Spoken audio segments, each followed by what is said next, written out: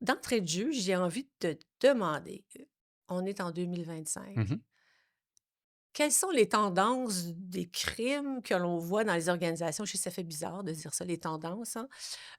Mais est-ce qu'il y a des choses qui s'accrochent, qu'on a connues déjà dans les années précédentes ou d'autres, types, d'activités, disons-le comme ça, qui s'accentuent, depuis 2023, depuis 2024 et qu'on va retrouver, davantage en 2025?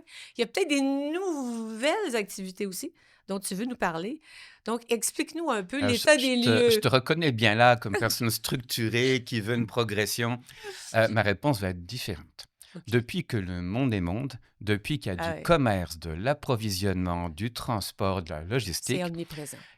c'est omniprésent, ça fait partie de Ouais. la nature humaine et dedans, on peut mettre, aussi bien l'intrusion du crime organisé dans les entreprises, que ce soit en y infiltrant des employés, même en s'asseyant au conseil d'administration, que ce soit la fausse facturation, que ce soit, un grand classique, les fameux camions qui disparaissent entre Montréal et Toronto, comme si les extraterrestres avaient Oui, enlevé, disparaissant hein, comme dit le triangle des Bermudes. On va en parler parce que c'est vrai qu'on a c'est notre imagination ou notre imaginaire ou les histoires qu'on a entendues, mais on n'a pas toujours ou on prend pas toujours conscience de la proximité de ces choses-là.